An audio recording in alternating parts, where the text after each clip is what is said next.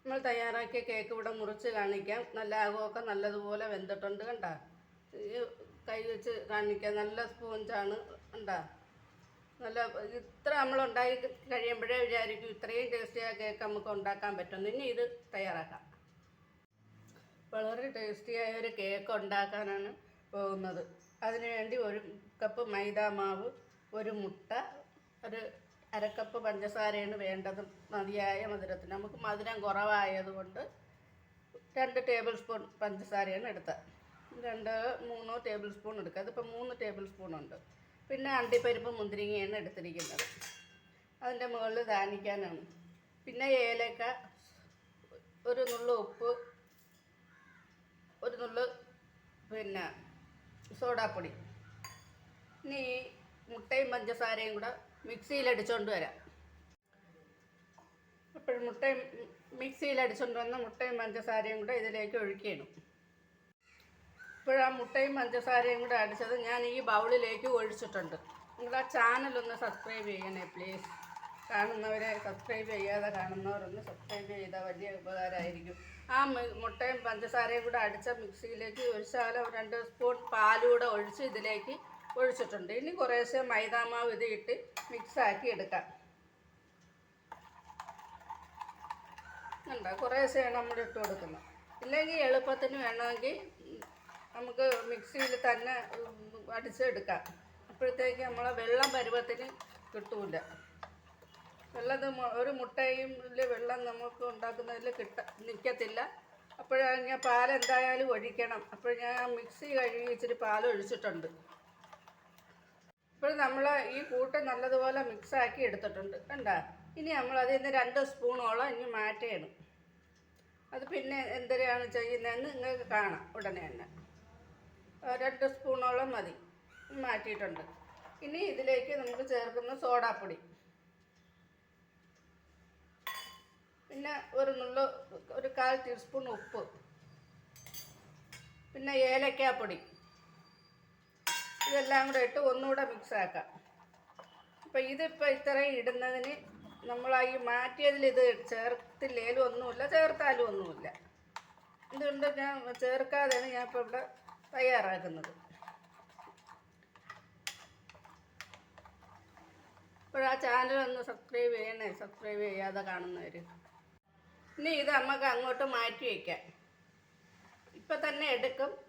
ഈ മാറ്റി വെച്ച കൂട്ടില്ലേ, 2 സ്പൂൺ നമ്മൾ മാറ്റി വെച്ചില്ലേ, അതിലേക്ക് ഇനി ചെയ്യാൻ പോണത് 1 സ്പൂൺ പഞ്ചസാര. അത് പഞ്ചസാര മധുരം കൂടുതൽ വേണമെന്നുള്ളവർക്ക് ഇച്ചിരി കൂടെ കൂടുതൽ എടുക്കാം. അതുപോലെ ഒരു സ്പൂണൊന്നും വേണ്ട, 1/2 സ്പൂൺ മതി കൊക്കോ പൗഡർ. കൊക്കോ പൗഡർ കയ്യിലില്ലാത്തവർ കാപ്പിപ്പൊടി എടുത്താലും മതി.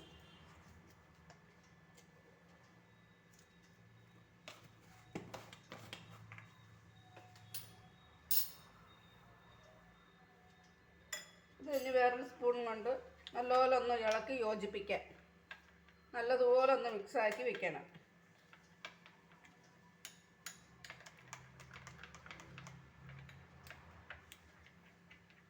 നമ്മളിതിപ്പോൾ തയ്യാറാക്കി വെച്ച കൊക്കോ ഈ പൗഡർ ഈ മിക്സ് ഇങ്ങോട്ട് മാറ്റി വയ്ക്കാം.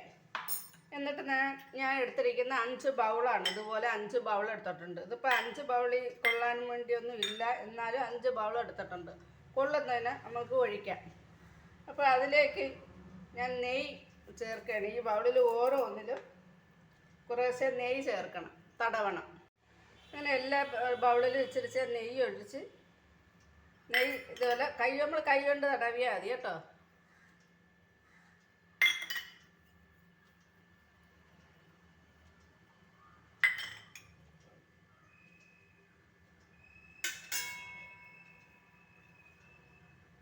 ഇനി ഈ നെയ്യ് തടവിയ ബൗളിലേക്ക് നമ്മൾ തയ്യാറാക്കി വെച്ചിരിക്കുന്ന ഈ മിക്സില്ലേ, ഇത് ഞാൻ വീണ്ടും പറയുന്നത്, നിങ്ങൾ മധുരം കൂടുതൽ വേണമെന്നുള്ളവർ കുട്ടികൾക്കൊക്കെ കൊടുക്കാനാണെങ്കിൽ പഞ്ചസാര കുറച്ചുകൂടെ എടുക്കണം. നമ്മൾ പഞ്ചസാരയുടെ അളവ്, ഉപ്പിൻ്റെ അളവ് കറക്റ്റായിട്ട് പറയാം.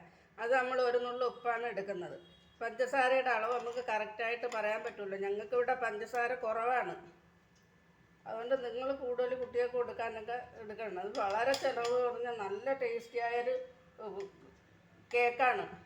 അപ്പോൾ നിങ്ങൾ തയ്യാറാക്കുമ്പം തന്നെ നിങ്ങൾക്ക് തോന്നും ഇത്രയും ടേസ്റ്റിയായ കേക്ക് നമുക്ക് വീട്ടിൽ തയ്യാറാക്കാൻ പറ്റുമായിരുന്നു എന്ന്. നെയ്യൊക്കെ ചെറുതായിട്ട് തടവിയാലും മതി. ഇതിലിപ്പോൾ 5 കിലോ, ഞാനിപ്പോൾ വേണമെങ്കിൽ ഒരെണ്ണത്തിൽ തന്നെ നിറച്ച് കാണിക്കാം. ഇപ്പം ഇത് വെച്ച് നമുക്കിപ്പോൾ 4 ബൗളേ വേണ്ടി വന്നുള്ളൂ. അപ്പോൾ ഇത് നിറച്ച് വെച്ച് ഇനി നമുക്ക് ഈ കൂട്ടുണ്ടല്ലേ, ഈ കൂട്ടെടുത്ത്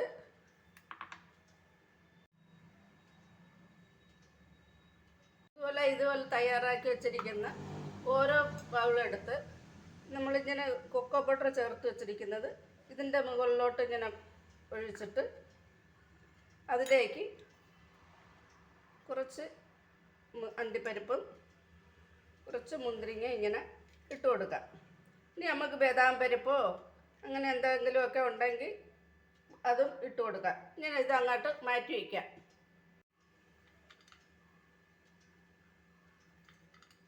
ആ ചാനൽ എല്ലാവരും കണ്ടുകൊണ്ടിരിക്കുന്നവരൊന്ന് സബ്സ്ക്രൈബ് ചെയ്യണേ, സബ്സ്ക്രൈബ് ചെയ്യാത്തവർ. നമ്മൾ ഈ അണ്ടിപ്പരിപ്പ് ബാറ്ററൊക്കെ ഇങ്ങനെ ഒഴിച്ച് അണ്ടിപ്പരിപ്പ് മുന്തിരിങ്ങയൊക്കെ ഇട്ടു. അപ്പോൾ ഇത് 4 റെഡി ആയിട്ടുണ്ട്. ഇപ്പോൾ നമ്മൾ തയ്യാറാക്കിയ കൂട്ട് നമുക്ക് ഇഡ്ഡലി തട്ടിൽ ഇതുപോലെ നിരത്താം.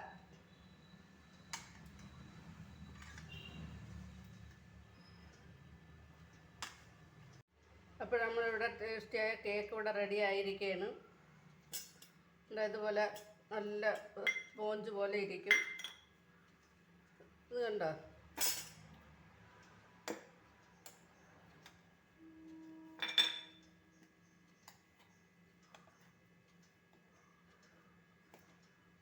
നല്ല ടേസ്റ്റിയായ കേക്കാണ്. നമുക്ക് ഈസി ആയിട്ട് ഉണ്ടാക്കിയെടുക്കാം. നല്ല മധുരമൊക്കെ ആവശ്യത്തിന് അവരവരിഷ്ടത്തിന് ചേർക്കാം. ഇത് ഈ മാവ് തയ്യാറാക്കിയതിന് ശേഷം ഒരു അരമണിക്കൂർ റെസ്റ്റ് ചെയ്യാൻ വെച്ചതിന് ശേഷം കോരി ഒഴിച്ചാൽ അത് കുറച്ചുകൂടി നല്ലപോലെ കിട്ടും. ഞാനിപ്പോൾ ഉടനെ തന്നെ കോരി ഒഴിക്കുകയായിരുന്നു ചെയ്തത്. ഇനി അതുപോലെ തന്നെ നമ്മൾ ഒഴിക്കുന്ന പാത്രത്തിൻ്റെ പകുതിയോളവേ ഒഴിക്കാവൂ. ഇതുപോലെ കേക്ക് പൊങ്ങി വരും, അതുകൊണ്ടാണ് പകുതിയോളം ഒഴിക്കുന്നത്.